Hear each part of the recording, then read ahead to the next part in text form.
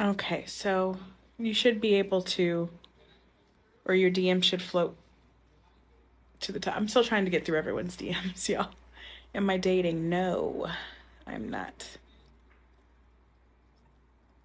So I did want to read from the Quran today.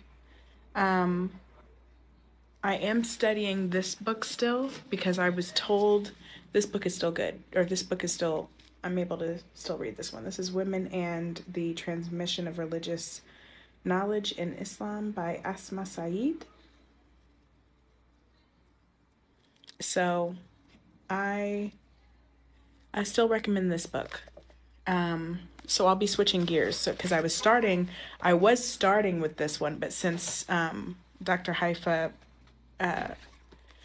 made clear that that was a mistake, I'm going to switch gears and start this one instead.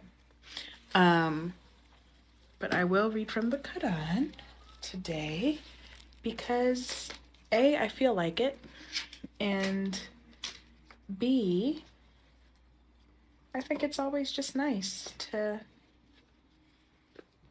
have some perspective.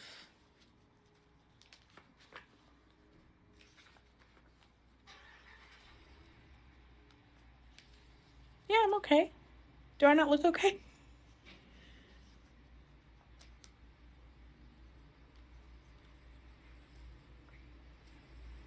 Read the last two surahs. Okie dokie. So Surah 113 and 114.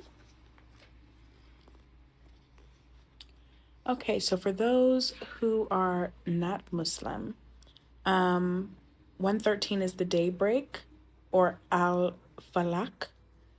And this Medinian chapter is recited as a supplication to the Almighty against any kind of evil, especially external ones. The next chapter deals with internal evil caused by whispers. Ooh. So, in the name of God, the most compassionate, most merciful, say, O Prophet, I seek refuge in the Lord of the daybreak from the evil of whatever he has created, and from the evil of the night when it grows dark, and from the evil of those witches casting spells by blowing on to knots, and from the evil of an envier when they envy. Ooh, I like that one. It reminds me of the evil eye, or the, it kind of reflects back. If anybody looks at you with the evil eye, it reflects back onto them. That's kind of what that reminds me of. And I think Islam has a symbol like that. Isn't it called the Hamsa?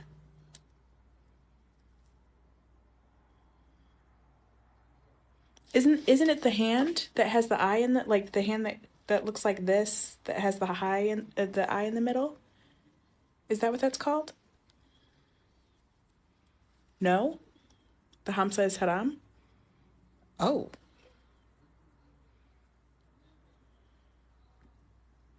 Then why do I see it in like a lot of why do I see it in a lot of like Islam decor, or like um different art and things like that? It's cultural. Oh, okay. It's an Arab culture thing. It's not necessarily Islam. I see. I see.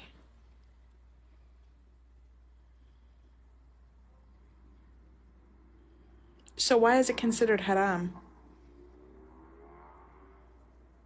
Oh, it's superstition. I see. Okay. Or it's considered superstition. Okay, so 114. This is the last surah in the Quran, An-Nas, or humankind. Like the previous chapter, this Medinian chapter is a supplication against the evil of humans and jinn.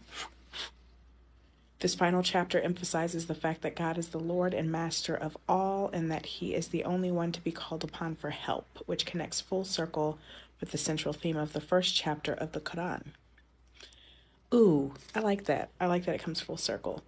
In the name of God, the most compassionate, most merciful, say, O Prophet, I seek refuge in the Lord of humankind, the Master of humankind, the God of humankind, from the evil of the lurking whisperer, who whispers into the hearts of humankind, from among jinn and humankind. And that is the end of the Quran. That's the last surah.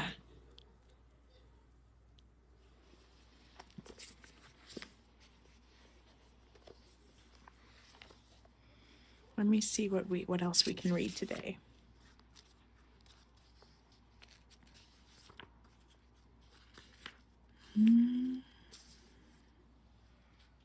We will read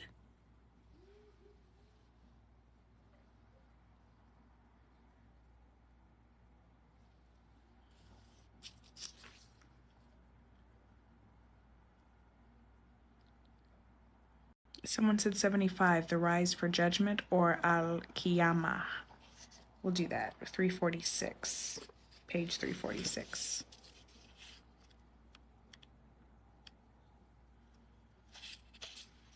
Okay, so this is Surah 75, the rising for judgment, al-Qiyamah. This Meccan chapter refutes.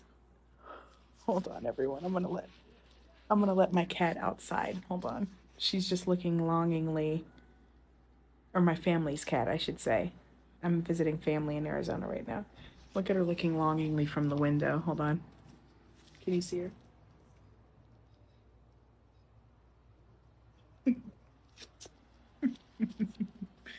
Her name's Blossom, like Orange Blossom. She's an orange cat. Oop.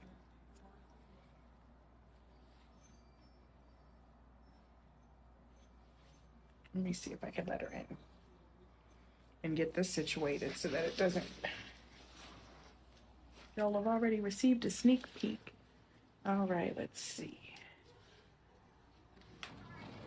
You want to come out? Hi, come on out here.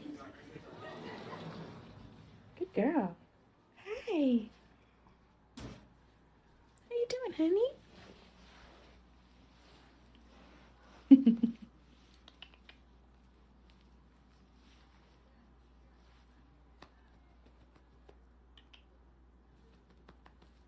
Come up here.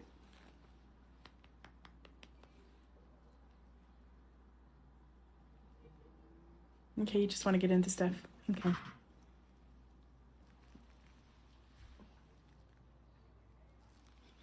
All right.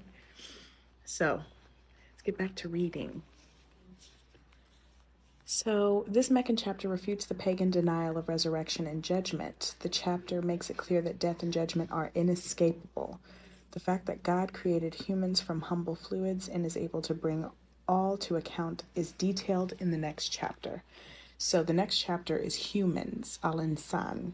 So, depending on how long it is, I think we could read the next chapter as well.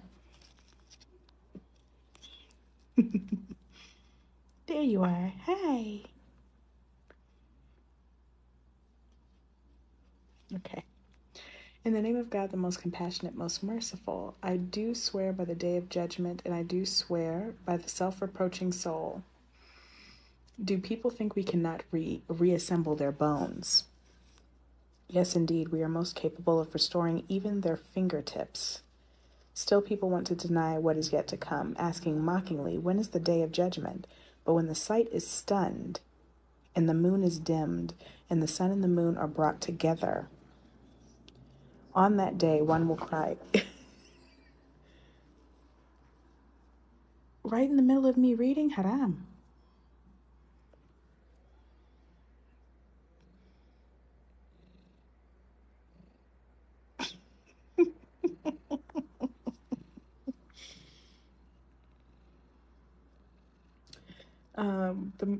The sun and the moon are brought together on the day one. On that day, one will cry, "Where is the escape?" But no, there will be no refuge.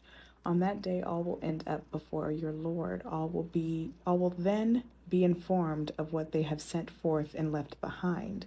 In fact, people will testify against their own souls, despite the excuses they come up with. So you won't have the choice there. You won't have the option to lie on this day. Even if you keep your mouth shut, the Quran says that your hands will testify for you.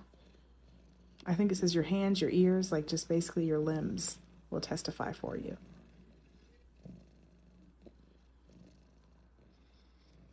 Um,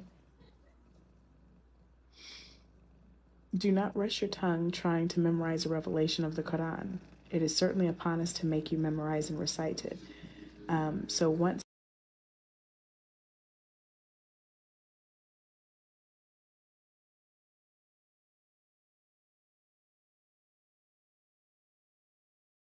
no, in fact, you love the fleeting world and neglect the hereafter. On that day, some faces will be bright, looking at their Lord, and other faces will be gloomy, anticipating something devastating to befall them.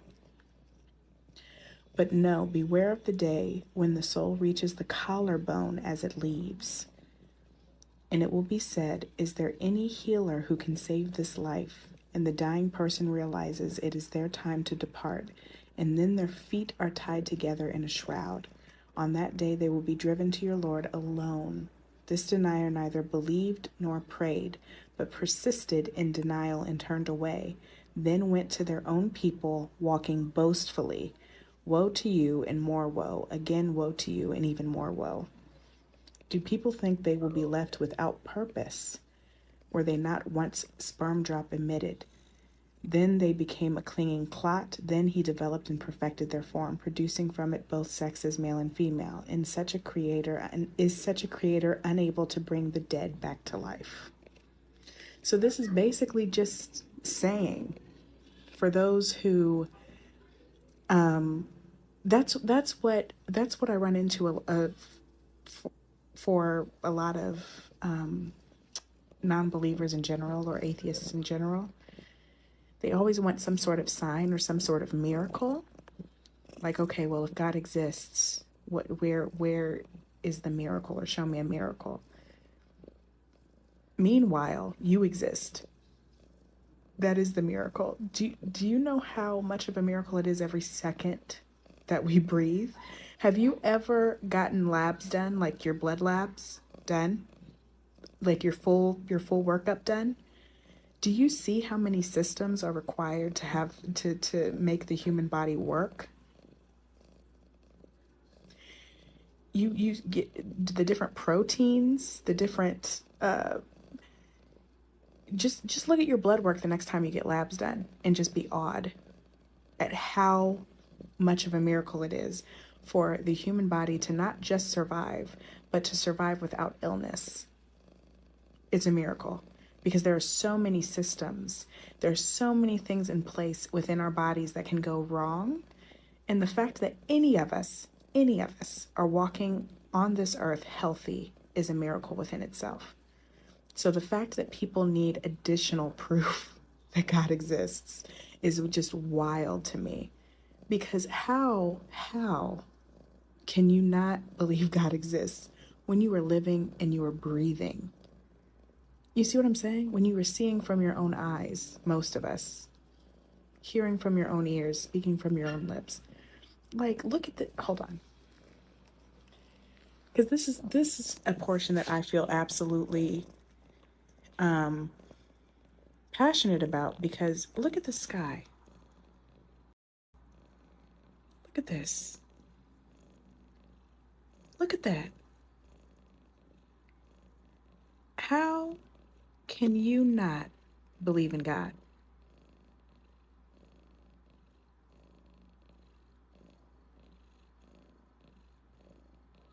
The trees that provide oxygen and remove the carbon dioxide that can be poisonous to us.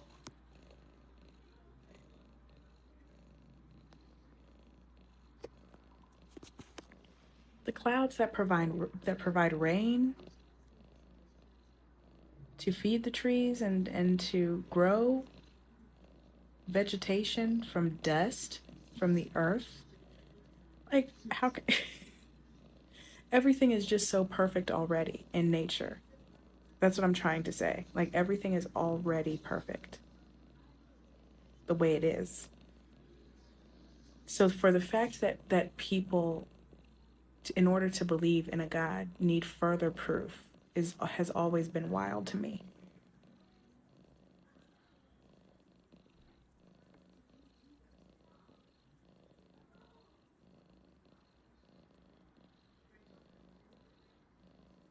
Do you believe any human from another planet? I don't believe in humans from another planet, but I believe that there could possibly be life on other planets. Because if you read the Quran, there's seven universes total. It's not just this one. I do believe that the Quran was given to humans specifically as the human's message.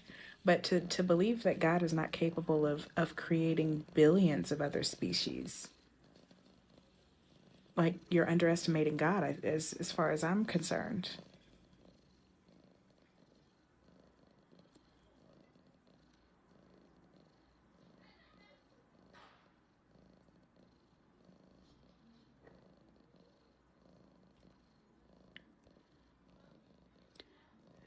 Someone said, hold on, it looked like a fun fact. In fact, that there's 1 out of 64 billion chance for someone to have the same fingertip as you. Exactly. So, speaking of fingerprints, these, do you know why they're so unique? Do you know how you get your fingerprints? I wonder if you could guess. How does a human being get their fingerprints?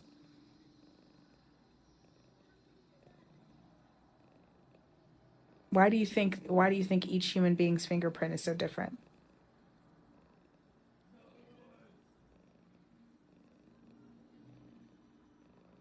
I learned this in genetics. Human beings get their fingerprints because when you're in the womb and you're brushing your hands against your mother's womb, it creates your fingerprints. So you get your fingerprints by brushing against your mother's womb when you're a baby. So each one is different because each womb is different. And each way that each person brushes up against their mother's womb is different. Isn't that beautiful?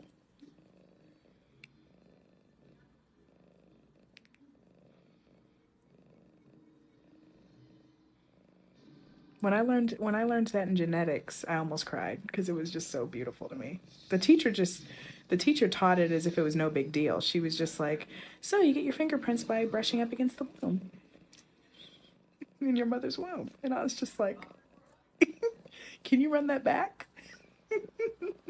That's amazing."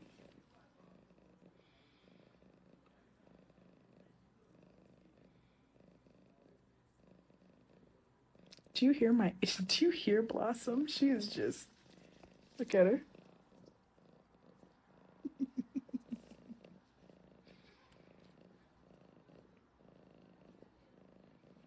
She's just chilling.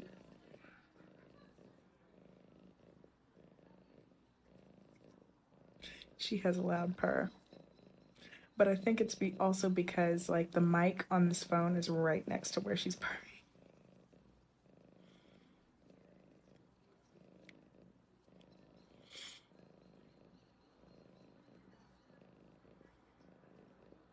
I am reading the Clear Quran translation by Dr. Mustafa Katab, or translated by. I need to stop getting ooh her hair, but I need to stop getting. I need to get out of the habit of saying this Quran is by a human said it's translated by. Of course, the Quran is by God, but the translation itself is by Dr. Mustafa Katab. So, do I still feel swaddled in the hijab? Yes, I do.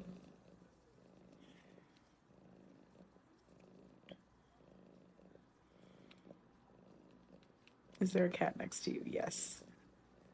She's on my lap.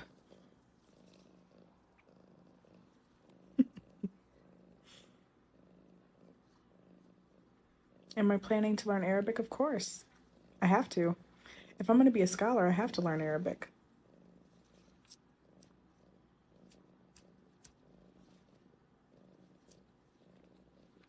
I just have to figure out the best way to learn Arabic because I started learning on Duolingo, but people have been telling me, like left and right, that's not a good way to learn Arabic.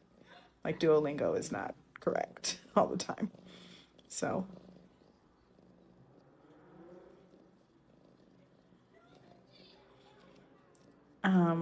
So I am going to read the next surah, Human.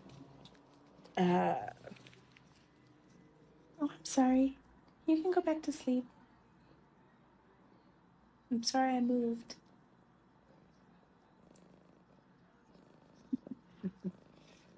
Okay, so this surah is humans or al-insan. This Meccan chapter reminds the human beings of how God created them, equipped them with different faculties, showed them the way, and gave them free choice. The reward of those who choose to believe is mentioned at length in this chapter, but passingly in the next chapter, which is Surah 77, and the verses mentioned are 41 to, or the ayats mentioned are 41 to 44, whereas the reward of those who choose to disbelieve is mentioned passingly in this chapter, ayat 4. But in great detail in the next. The Prophet is advised to be steadfast and not yield to the deniers of Judgment Day. Peace be upon him. In the name of God, the most compassionate, most merciful.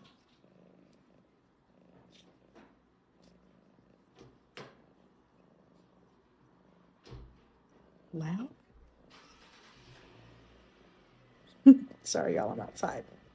In the name of God, the most compassionate, most merciful, is there not a period of time when each human is nothing yet worth mentioning? For indeed, we alone created humans from a drop of mixed fluids in order to test them. So we made them hear and see. We already showed them the way, whether they choose to be grateful or ungrateful. Indeed, we have prepared for the disbelievers chains, shackles, and a blazing fire. Indeed, the virtuous will have a drink of pure wine flavored with camphor? Camphor? What's that? I'm on sort of 76 humans, al insan. What's camphor? Camphor?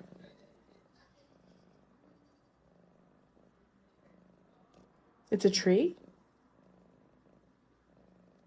I would Google it, but I don't have my laptop with me. Oh, it's like a clover. Okay. From a spring where God's servants will drink flowing at their will. They are those who fulfill their vows and fear a day of sweeping horror and give food despite their desire for it to the poor, the orphan, and the captive, saying to themselves, we feed you only for the sake of God, seeking neither reward nor thanks from you.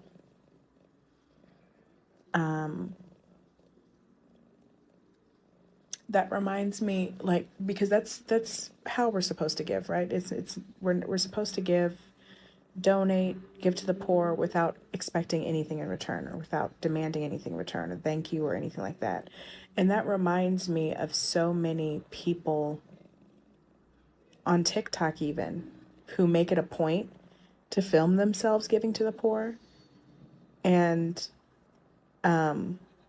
it just seems disingenuous when they do give, like they're giving them a stack of money or something, and they like reiterate, like, yeah, I'm giving you all this money, and you know, it's almost like they're giving it for a thank you instead of just giving it and going about their way, or you know what I'm saying? And it's I don't really mind certain times that giving charity is filmed because it does inspire other people to give when it's done right. But giving for views or giving for a thank you or giving for people to compliment you, that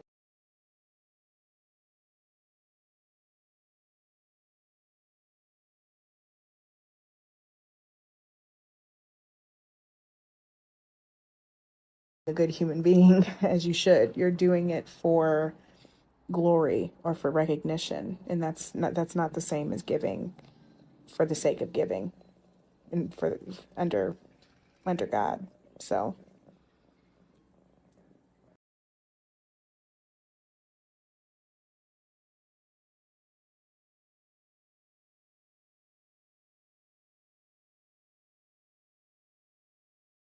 grant them radiance and joy and reward them for their perseverance with a garden in paradise and garments of silk. There they will be reclining on canopied couches, never seeing scorching heat or bitter cold, so just perfect temperature. That's what it feels like now here in Arizona. It's not hot, it's not cold, it's just perfect. So I like when there's serendipity like that. Like I like when I'm reading the Quran and my surroundings already mimic that a little bit, so it's a bit easier to imagine. The garden shade will be right above them, and its fruit will be made very easy to reach. They will be waited on with vessels and cups of crystal. Crystalline silver filled precisely as desired, and they will be given a drink of pure wine flavored with ginger.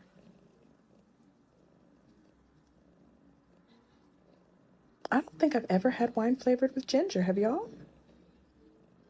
I mean, we're not supposed to drink wine, but I mean, has anyone ever who maybe reverts who previously had wine, have you ever had wine flavored with ginger?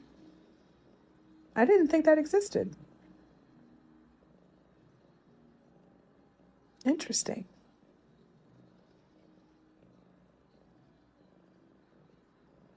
There's non-alcoholic wine flavored with ginger? I'm gonna have to find that. Never in my life did I ever hear of wine being flavored with ginger. Um, from a drink of pure wine flavored with ginger from a spring there called Salsabil. They will be waited on by eternal youths. If you saw them, you would think they were scattered pearls. And if you looked around, you would see indescribable bliss in a vast kingdom. The virtuous will be dressed in garments of fine green silk and rich brocade, and adorned with bracelets of silver, and their Lord will give them a purifying drink. And they will be told, all this is surely a reward for you. Your striving has been appreciated. Indeed, it is we who have revealed the Quran to you, O Prophet, in stages. So be patient with your Lord's decree, and do not yield to any evildoer or staunch disbeliever among them. Always remember the name of your Lord morning. Trying to turn the page and hold two things at the same time. And evening. And prostrate before him during part of the night and glorify him long at night. Surely those pagans love this fleeting world, totally neglecting a weighty day ahead of them. It is we who created them and perfected their physical form, but if we will, we can easily replace them with others. Surely this is a reminder, so let whoever wills take the right way to their Lord, but you cannot will to do so unless God wills. God is truly all-knowing, all-wise. He admits whoever he wills into his mercy. As for the wrongdoers, he has prepared for them a painful punishment. And that's the end of the humans surah. I have a question, because whenever I read the Quran and I read the description of Jannah, it seems to appeal to more ancient civilizations. You know what I'm saying? Like a river flowing with honey, a river flowing with milk, a river flowing with wine, a river flowing with fresh water, canopied couches, green cushions, silver jewelry, crystal glasses, things like that. Is it written like that because the people at the time valued those things so much, and so that would be considered paradise to them? Like, is paradise does paradise change based on the person?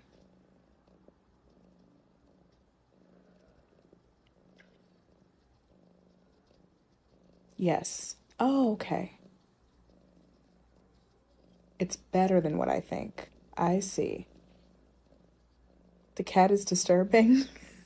I don't know what to tell you. This cat's not going anywhere. I'm sorry if the cat is disturbing, but she is comfy.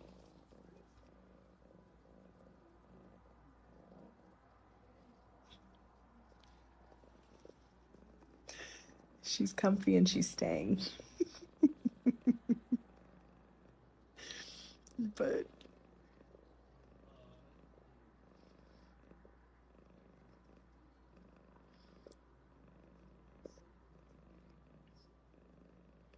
The more you remember Allah through dhikr, he will plant trees.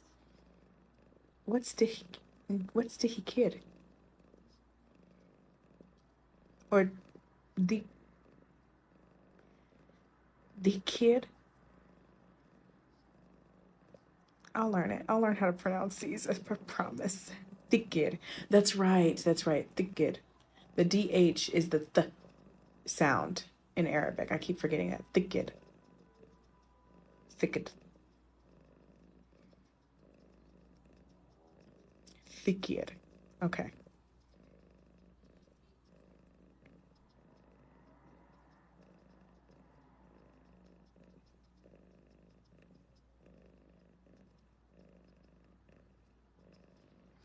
Dhikr is Laila Haila Hala? Lai- Laila Haila Allah? What is that?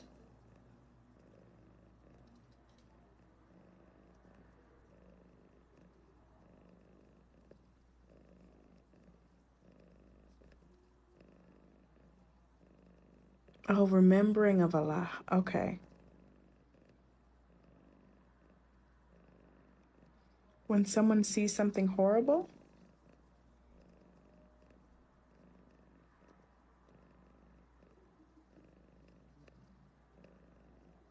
Is remembrance of Allah, Alhamdulillah, Astaghfirullah, and Subhanallah. Oh, okay. That's all of that is called dhikr. Oh, okay.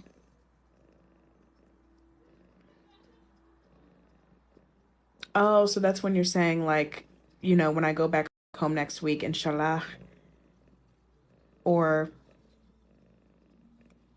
you know, um, when someone says good news and you're like, mashallah, or alhamdulillah.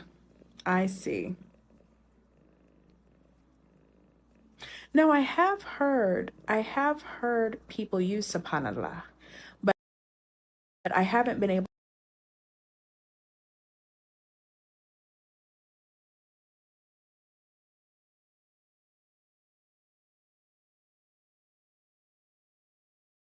like means praise be to God, but you know how mashallah you usually use when you're complimenting someone, like if you're saying, "Oh, you look beautiful today, mashallah," or in inshallah, "Oh, I'll be there next week, inshallah." What about subhanallah? Is when something is extraordinary, like the sky. Oh, so if I see a beautiful tree, I would be like, "Oh, this tree is absolutely gorgeous, subhanallah."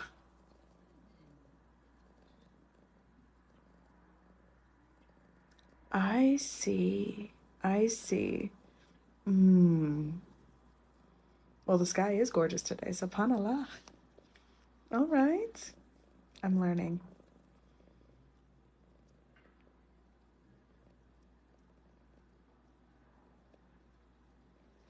If you hear or see something bad, say inalillah. Inalillah. What does inalillah mean?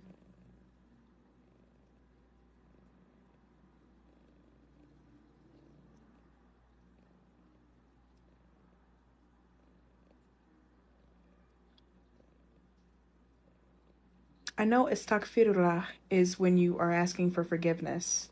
Like if you've committed haram and you're asking to like for repentance and everything, you say astaghfirullah. But what about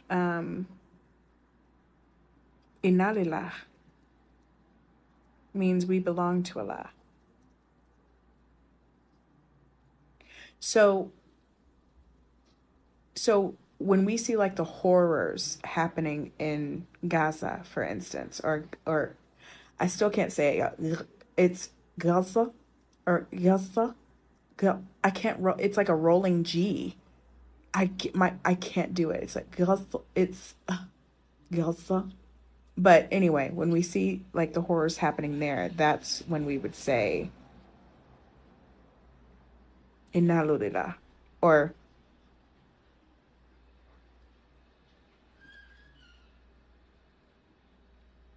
Is that what it was? Inalulila or Lilul? Hold on. Inalila. Inalila.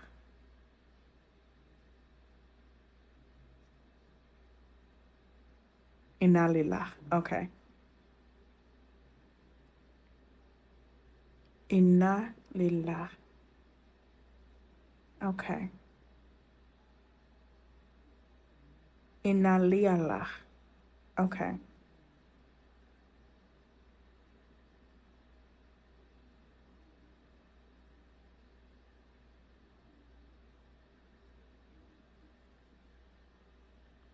Inalila. Okay. Inalila.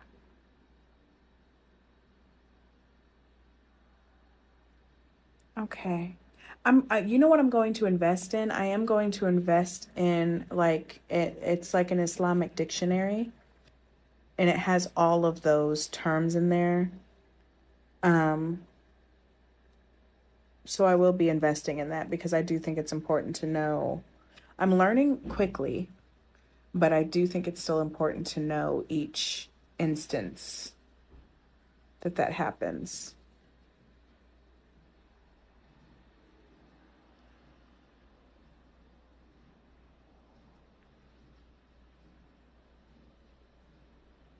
Okay, so it means we're going to return to Allah. We all return to Allah. Okay. So from now on, when I see like certain horrible things happening in um in Gaza, I'll just say Inna lillah.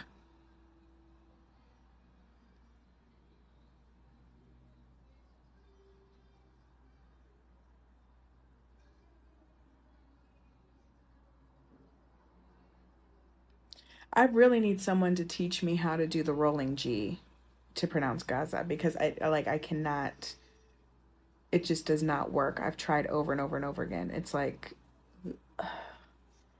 you're using the back of your tongue instead like in English we're so used to using like the tip of the tongue to say everything, but in Arabic that's what's been the most difficult to do is there's a lot of use of the back of the tongue in Arabic.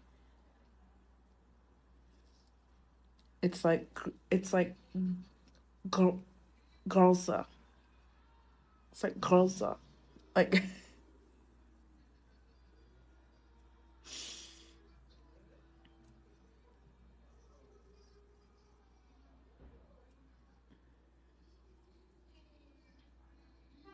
it's like I'm gurgling water. Like it's grolza. Grolza. I can't.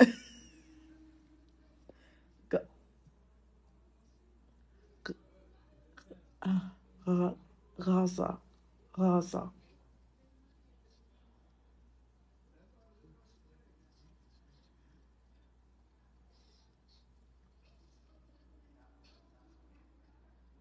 Oh, that was it?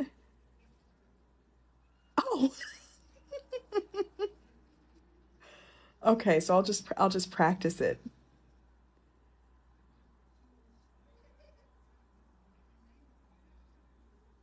Oh, thank you to whoever said it's like gurgling water because that made it so much easier. Okay.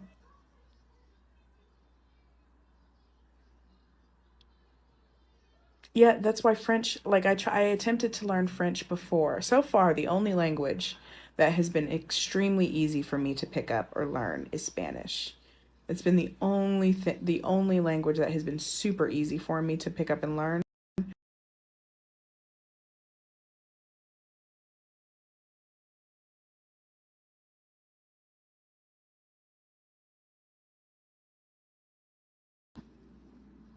As English, and once you have like the only difficult thing in Spanish is the R's, but once you have r and r down, like you're fine. Everything else it's fine. Um, but do y'all see this baby? Look, she gives hugs.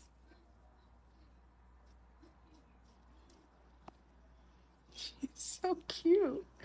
But yeah. The Arabic R is also R and R.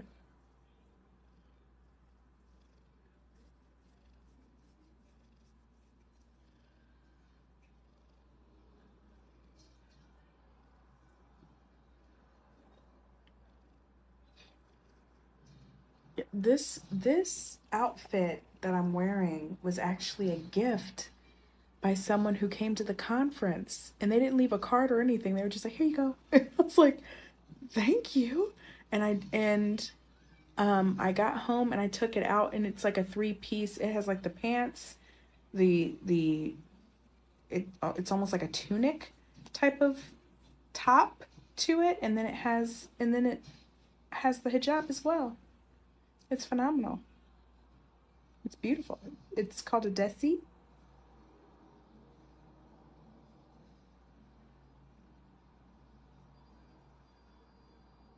Oh, it's Pakistani?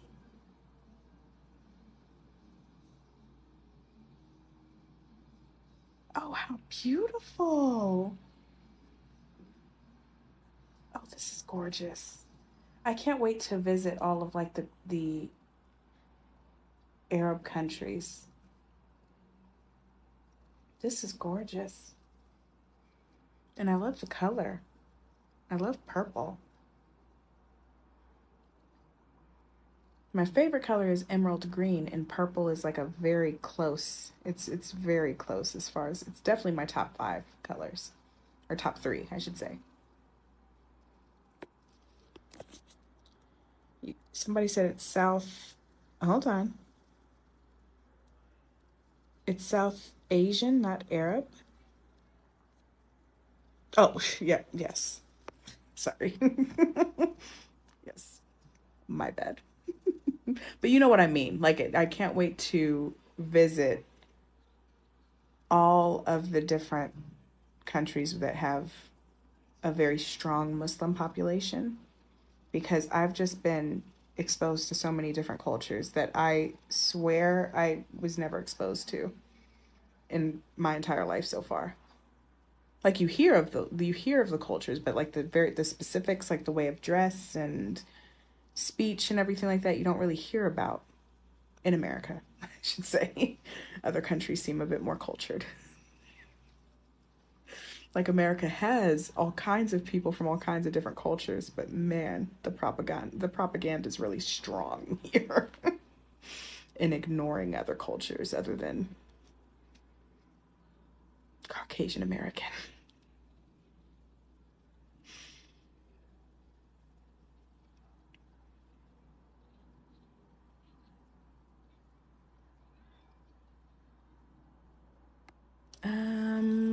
The Prophet Muhammad, peace be upon him, used to advise us to love cats and take care of them.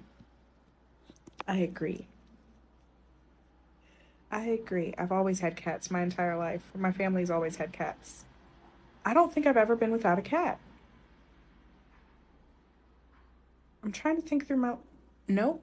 Never once in my life was there never a cat. And for the first month or so, or for the first year or so, for the first year when I moved to Chicago, I did not have a cat, and that was one lonely year. That was when like the pandemic first started. And then in December of 2020, I got my two cats, Mufasa and Boots. And they are being spoiled right now by one of my neighbors back in Chicago.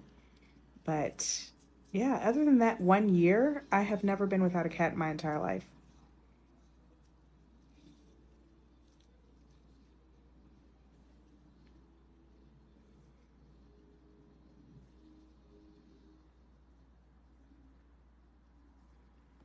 All right, now hold on. Let me get caught up on these comments. They're going by a little fast.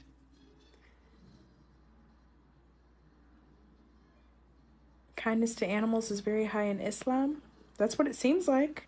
Just the whole process of halal and how animals can't be slaughtered in pain, or they can't, there's like a very humane process in slaughtering animals.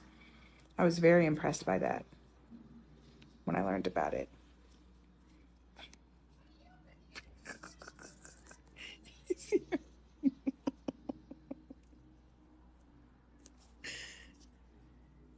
What you doing?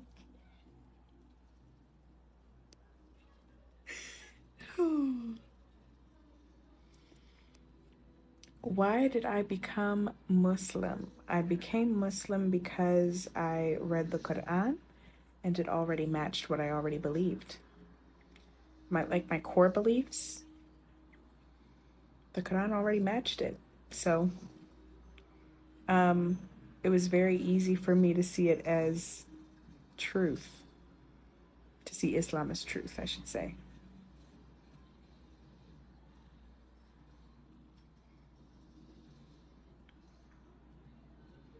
Thank you for for all of the warm welcomes to Islam so far.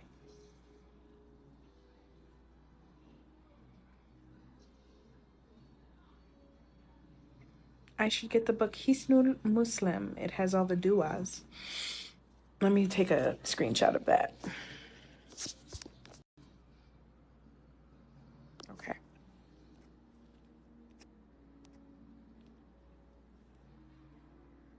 Can we see the full dress? I don't know how I'm gonna set that up. Well, actually, no, because that would require Blossom to here to be disturbed, and for her to get off my lap, that just can't happen. So, I could show you this, like, but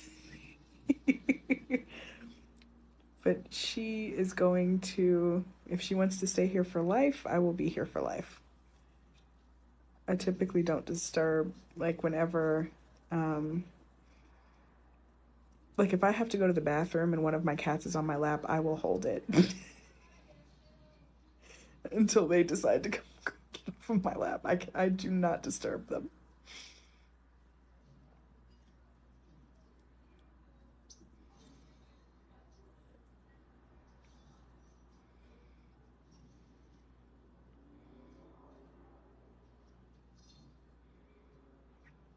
Have I tried Arabic food? Yes.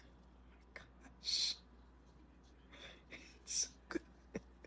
It's so good. I went to this one Arabic restaurant. I believe it was actually, um, it was Palestinian owned, but the workers there were both Palestinian and Egyptian. Um, but it's called Baba Sash, and um, it's in what's it called? Bridge Bridgeview, or I think it's called Bridgeview in Illinois. But they call the area Little Palestine actually. So I am excited for my first Ramadan.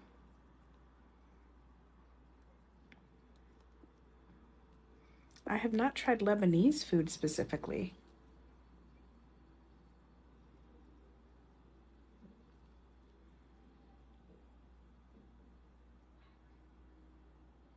Have I tried Algerian couscous? I have not tried Algerian food yet specifically either. There's a lot of food that I have not tried specifically. Yemeni, I've had Yemeni coffee and Yemeni chai tea so far, but I have not had Yemeni food. Um, I ate dinner over at Dr. Haifa Eunice's home, and she did have Iraqi food, and it was so delicious. It was it was like this eggplant dish, but it was unlike anything I've ever tasted. And then there was like this yogurt dessert with pistachios on the top that I don't even know what that was either, but I ate so much. I ate so much food.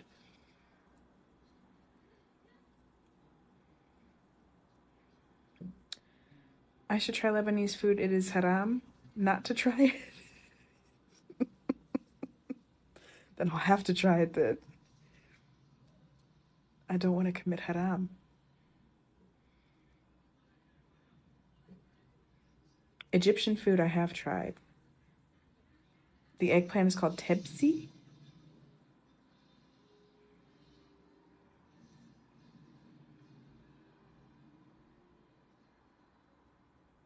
Try Somalian food.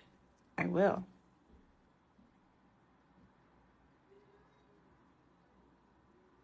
I absolutely will. So far, the only foods that I have tried, like authentically, I should say, because you know how America loves to colonize food and say it's this and that, and it doesn't taste anything like the authentic version. Um, the only food that I've tried authentically is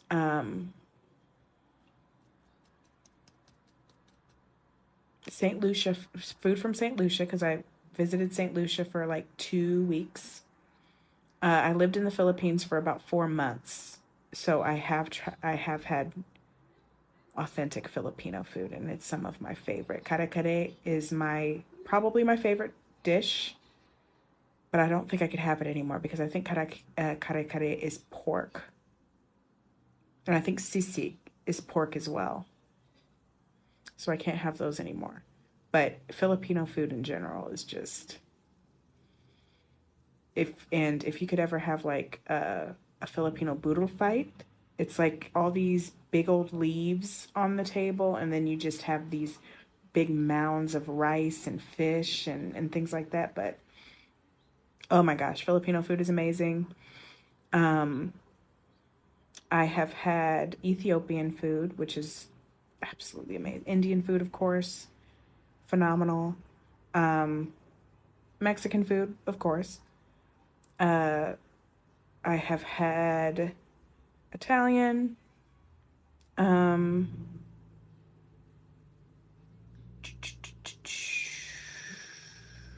I've had different, just food from different Asian countries. I've had Korean, Chinese, Japanese. Um,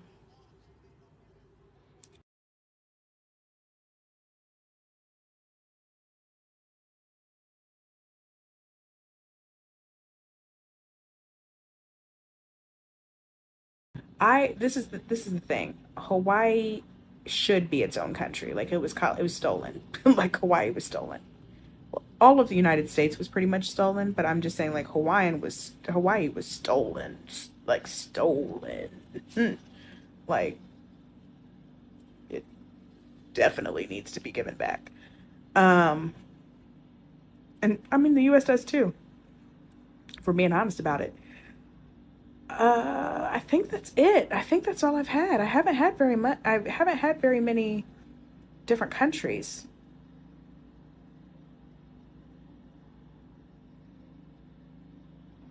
Syrian?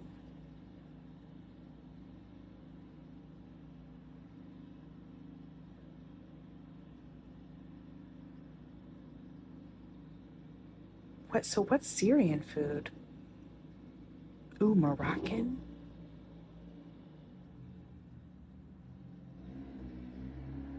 Malaysian? And I've had Nigerian food because my husband was Nigerian. Or I should say is. We're technically still legally married, but for now. For now. But yeah, I've tried Nigerian food as well, which I love. But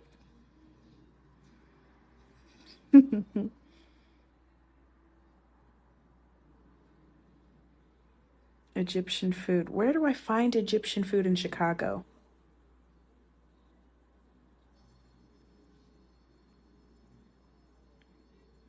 Or Syrian food? Or Somali? No, I believe there's a big Somali population here in Arizona. I'm pretty sure they do have Somali restaurants in Arizona. I need to go to one. But there's a big Somali population here.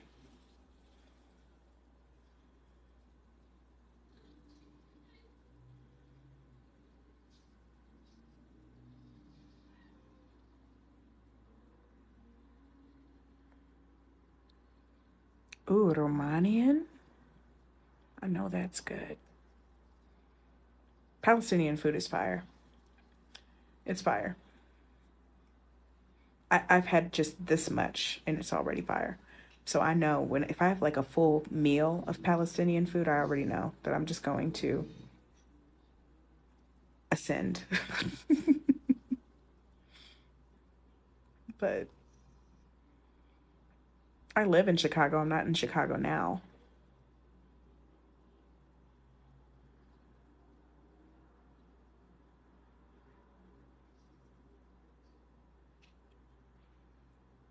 Y'all are trying to make me gain weight with all this food that you're telling me to try.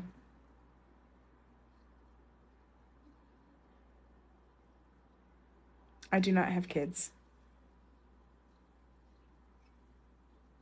Alhamdulillah. I do not have kids. Um, Gluttony is haram. Yes, thank you. Thank you. And I believe that is in Bees, Surah 114 to 116.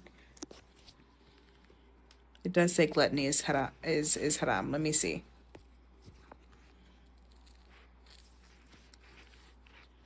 Bees, sorry. Bees 16, 114.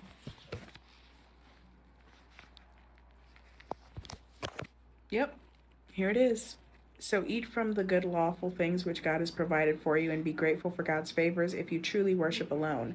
He has only forbidden you to eat carrion, blood, swine, and what is slaughtered in the name of any other than God. But if someone is compelled by necessity, neither driven by desire nor exceeding immediate need, then surely God is all forgiving, most merciful. And I think this was also in Al-Baqarah. And I think the ayat was 73, if I'm not mistaken, or 173. I'm right.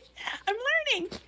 173. He has only forbidden you to eat carrion, blood, swine, and what is slaughtered in the name of any other than God. But if someone is compelled by necessity, neither driven by desire nor exceeding immediate need, they will not be sinful. Surely God is all forgiving, all merciful.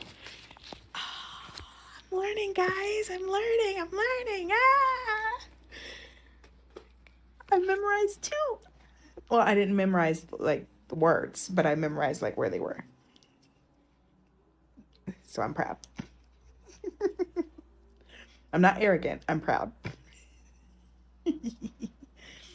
So, so yeah, I was so excited when I was doing my studies because I had B's 114 down. Like I knew where to find that one. But then when I was studying again and I was starting back from the beginning and I got to Al-Baqarah 173, I was like, it's the same one. I got so excited.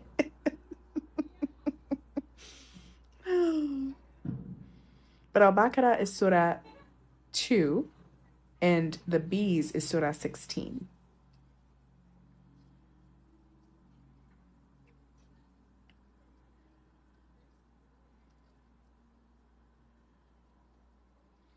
I am reading the Clear Quran. The translation is by Dr. Mustafa Khattab.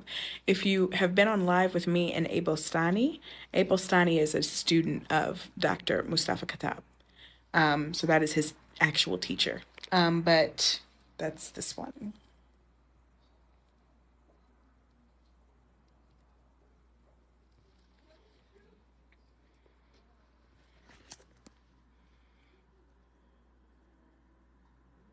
I do plan on going to Hajj or doing my Hajj. Hopefully, inshallah, I could do it next year sometime. Hopefully.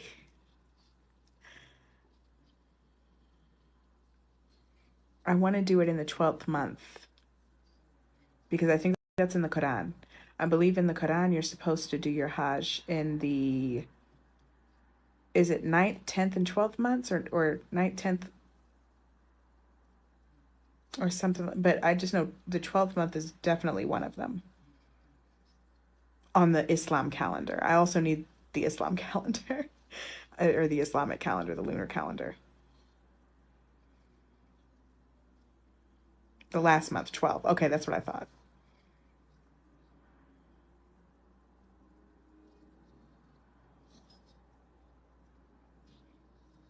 So what is the 12th month on the Islamic calendar?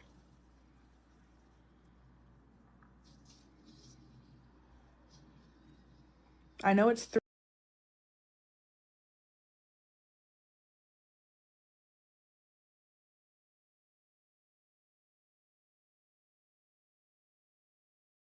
what will be the 12th month on the Islamic calendar of 2024 because I know it's not the same. I know it's not like just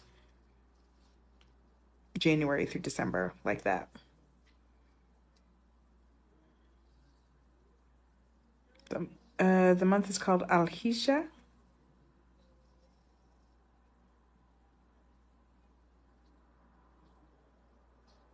It's literally called Zo el Hajj, meaning the one with the Hajj. Oh, okay. Oh,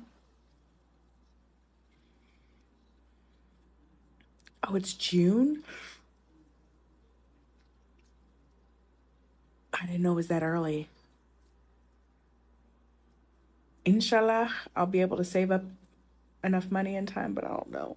I don't know. That's expensive.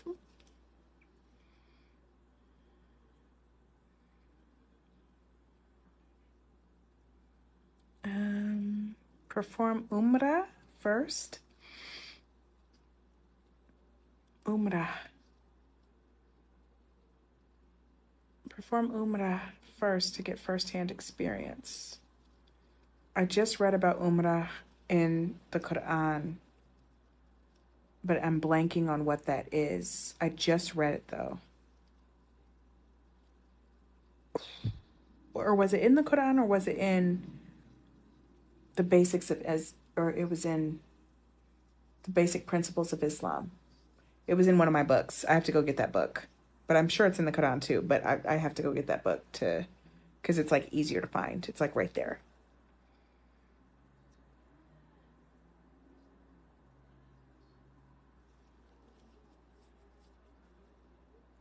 Umrah is shorter Hajj. Okay. But I thought there had to be certain parameters under that. Like I'm sure I thought that like if you were ill or something like that, you could shorten your time. But I thought that if you are able-bodied and can do it, you could do the full. You need to be doing the full Hajj in the full 3 days.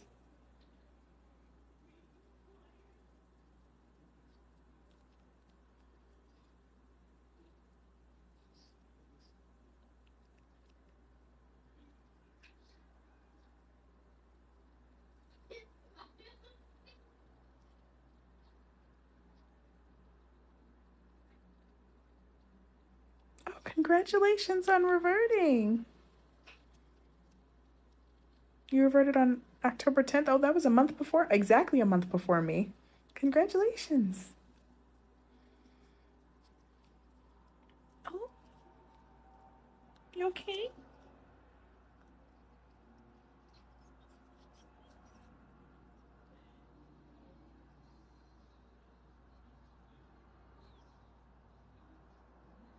Okay.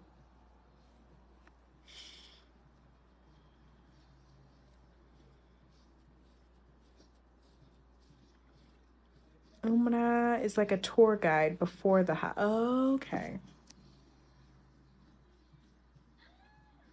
What's the tattoo? Oh, I forgot this doesn't cover. Oh, let me fix it. I forgot this doesn't go down to my wrists. Let me see. Let me fix this. Oh, darn it.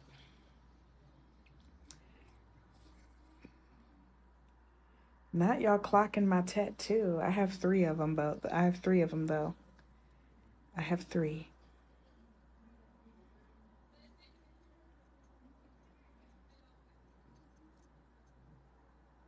But my tattoos weren't like these reckless things that I got. I was in the Philippines at the time. and I got 3 tattoos, one each dedicated to someone who's passed in my family. So the tattoo on this wrist is dedicated to my grandfather. Um, and I guess I'll just show you a little bit of my wrist. It's a strawberry and it says Maggie because my grandfather used to call me Maggie. And it's a strawberry because he was a gardener, and it reminds me of this memory that I had when I was a kid and I visited my grandparents' house. It was the first strawberry of the season that grew. It was this little baby strawberry, and he got extremely excited, and he came in and he said, "Look, it's the first strawberry of the season." And I was like, "Wow," because I was like a little kid, and I thought that was so cool. And he said, "You can have it." And he gave me the strawberry. So that's what that represents. Um, and then I have a big one on this shoulder, or on my bicep. It's like from here to here. And it's a red rose that represents my other grandmother on my dad's side. And it says, "Be truly blessed, precious heart," because she was a woman of God, but she was Christian. She was apostolic Christian. And whenever she would, instead of saying goodbye, she would say, "Be truly blessed." And she used to call us precious heart, her grandchildren. She used to call us precious heart. So it says, "Be truly blessed, precious heart." And that was dedicated to her. And then there's one on my inner forearm on the same arm, on like this arm. It says, "Inspect what you expect." That's dedicated to my father who passed away when he was dying in the hospital. He had actually wrote that on his hospital board, like his little dry erase board. He wrote, "Inspect what you expect," and he looked at it every day. So that was what I tattooed in dedication to him. And that quote comes in handy, or just that has become relevant all throughout my life. So yeah. And I was going to I can't get any more tattoos, of course, because I took my Shahada. But I was going to get a tattoo of a tiger lily on this arm from my other grandmother who passed away, because that was her favorite flower. And it was just going to say Carolyn Sue, because I used to call her Carolyn Sue, which was her name. So, yeah, those are my tattoos. And a lot of people said you should remove them. There have been a few people who said remove them now that you've taken your Shahada. No, I'm sorry. I'm sorry. I am not going to remove those tattoos. They were done before I took my Shahada, but they are in dedication to my past loved ones, and so I will not be removing them.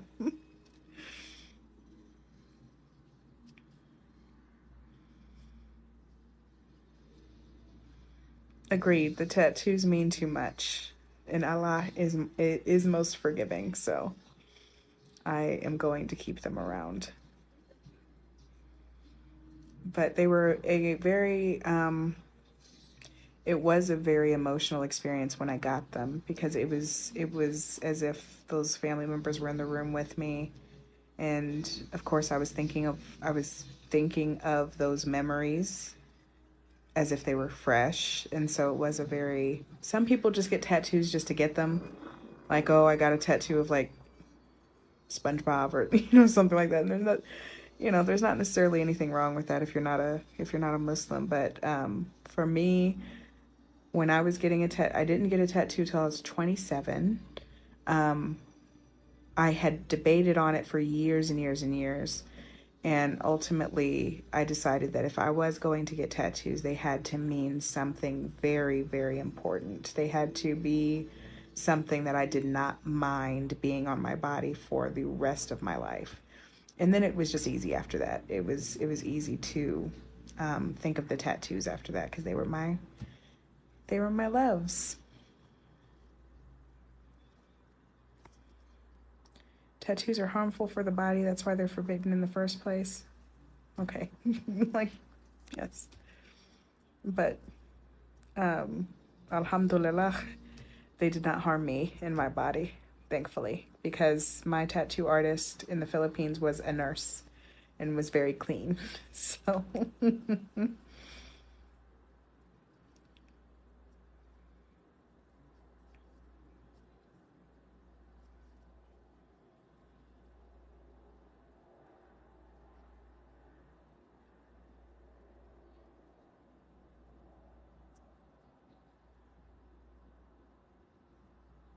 so,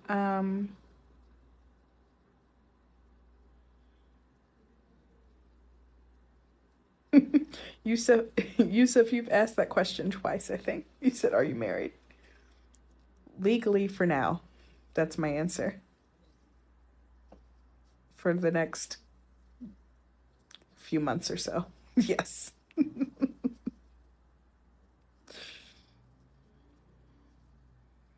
And then I will be um, taking my 3 months that is required to heal and to process the end of my marriage. And then from there, I will be doing the Muslim version of dating,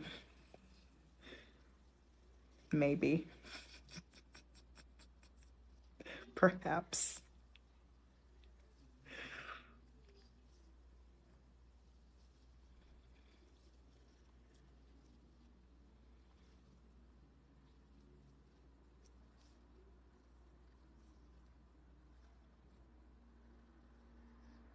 I've been having anxiety attacks in your life. Soothes it? Oh, love from Saudi. Mashallah. I have extensive experience with anxiety attacks, so I'm sorry to hear that you've been having them. They're very terrifying and very draining.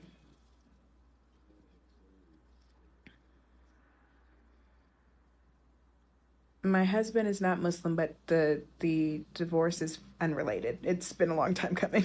Like it's completely unrelated to all of this.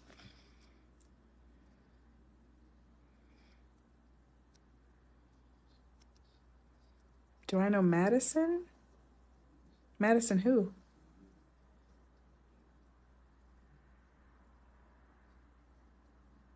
Megan, do you know Madison?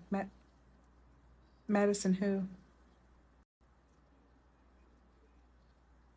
I know a few Madisons.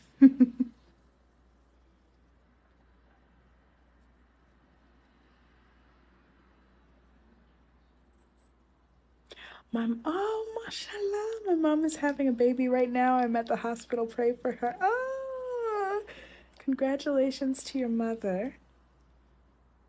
May Allah protect her during this time, and may the birth be as painless as possible and as smooth as possible, and may the baby be very healthy with a long and thriving life.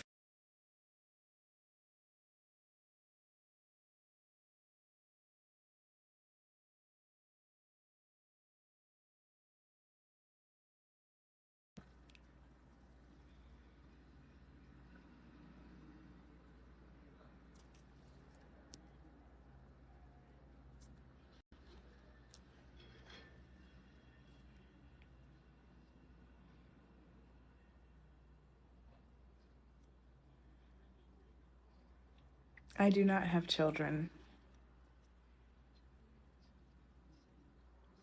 Where do I want to travel? An easier question would be, where do I not want to travel? The answer to that is there. I don't believe there is any place in this on this planet that I do not want to travel to. I want to travel everywhere. I want to see everything. Always have.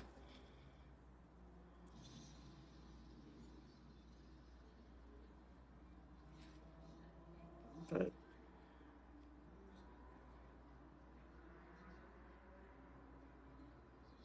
Alaikum salam.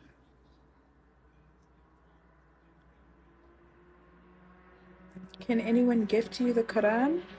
Um, The Furkan Foundation. The link to the site I believe is in my bio, but that's for people who want to donate a box or to sponsor a box of the Quran. But they also, if you just click the link and then just go to the main site, they give the Quran away for free. The clear Quran, the same version that I read. They give it away for free to non-Muslims that are just looking to learn. So they ship it to you for free and everything. So for any non-Muslims on the call that just want to read it and um, just learn, that's an option for you. It's completely free of charge. I believe it's furkanfoundation.org, if I'm not mistaken, but it's in the link tree in my bio, or you could just Google Furkan, Furqaan, Furkan Foundation, and it should pop right up. Megan, any advice on how to do your day-to-day work? The current incidents have been keeping me up. I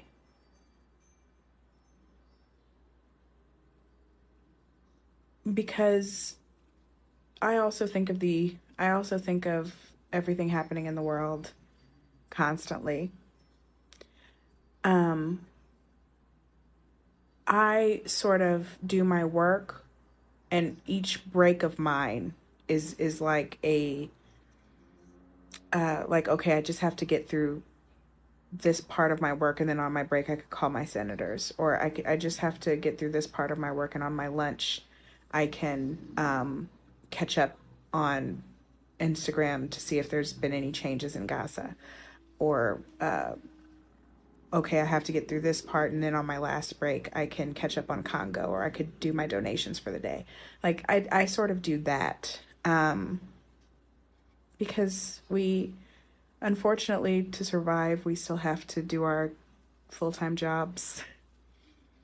And so, can I go live with Madison? Who is Madison? Who is this Madison?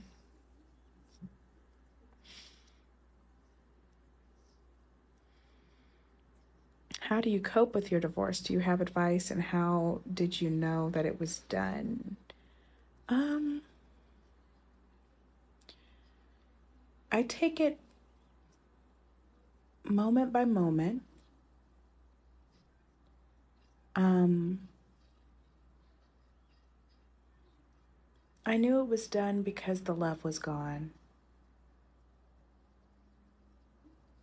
on the other end. And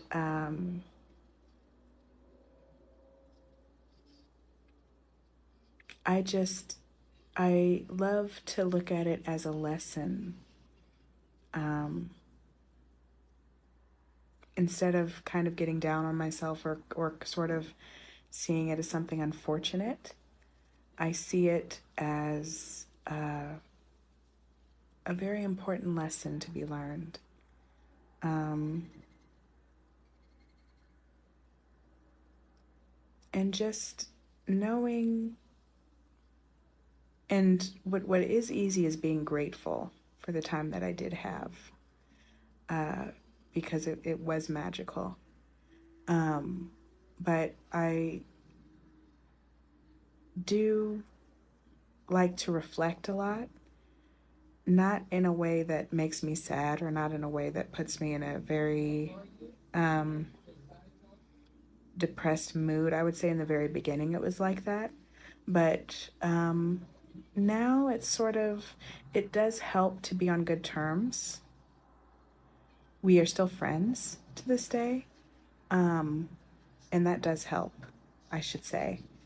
I think if we departed on bad terms, I think that would make things exponentially difficult.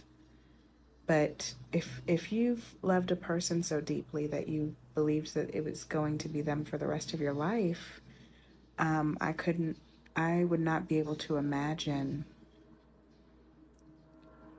wishing them ill will, or not wanting the absolute best for them, or the absolute most happiness for them.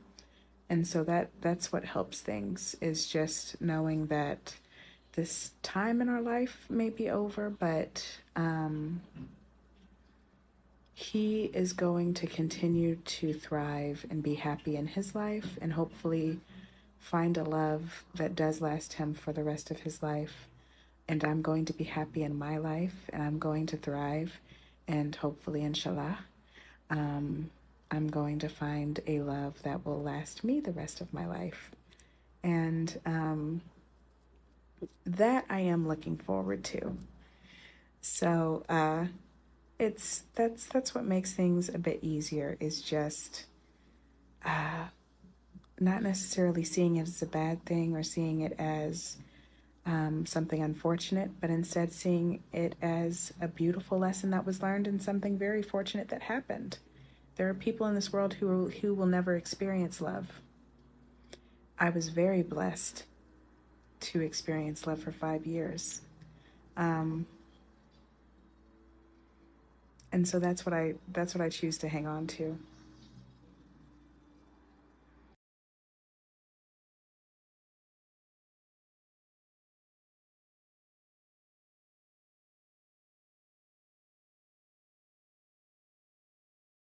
Friendship after love, then I do. I do. Um, you loved that person enough to think that they would be in your life for the rest of your life. I I just never thought that it made sense to completely dismiss them as if they never existed. They for a time, they were the only human being in this life that knew everything about you through and through. Um, so to just move on without maintaining some sort of friendship or some sort of just uh, wishing of good a good life for them, I have always found to be tragic, because despite how things ended, it was still very much a blessing when you had that life with them. Um, so, I mean, I know there's other circumstances where people have been physically abused and just absolutely traumatized. In those instances, of course, you should cut ties and think of your safety first. But if it's a situation where you were both just human beings, and Allah guided you elsewhere in your life, and you're a person who realizes that the marriage is not aligned with where you're going, I don't see any reason for it to end on bad terms in that particular case, or for that person to disappear from your life forever.